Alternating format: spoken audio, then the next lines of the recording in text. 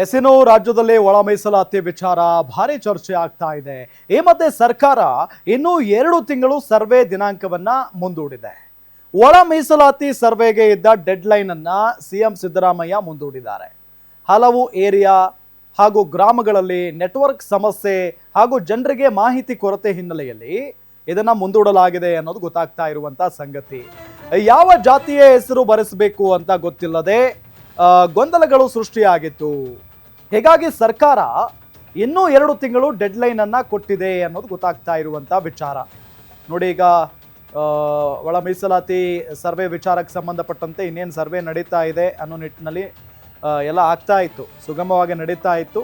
ಈ ಸಂದರ್ಭದಲ್ಲಿ ಒಂದಿಷ್ಟು ಚರ್ಚೆಗಳು ಕೂಡ ಶುರುವಾಗಿದ್ವು. ಯಾಕೆ ಅಂತ ಹೇಳಿದ್ರೆ, ಕೆಲವರಿಗೆ ಯಾವ ಜಾತಿ ಅಂತ ಹೇಳಿ ಬರೆಸಬೇಕು ಅನ್ನೋದು ಕೂಡ ಗೊತ್ತಾಗ್ತಾ ಇರಲಿಲ್ಲ. ಆ ಗೊಂದಲ ಮುಂದುವರಿತಾ ಇತ್ತು. ಹಾಗಾಗಿನೇ ಒಂದಿಷ್ಟು ಏರಿಯಾಗಳು, ಒಂದಿಷ್ಟು ಪ್ರದೇಶಗಳಲ್ಲಿ ನೆಟ್ವರ್ಕ್ ಸಮಸ್ಯೆಯೂ ಕೂಡ ಸೃಷ್ಟಿಯಾಗಿದೆ ಸರಿ ಮಾಡೋದಕ್ಕೆ. ಈಗ ಹಾಗಾಗಿನೇ ಇನ್ನೂ 2 ತಿಂಗಳು ಈ ಒಂದು ಡೇಟನ್ನು ಮುಂದುವರಿಸಿರೋದು, ಸಮಯಾವಕಾಶವನ್ನು ನೀಡಿರೋದು ಸಿಎಂ ಸಿದ್ದರಾಮಯ್ಯನವರು.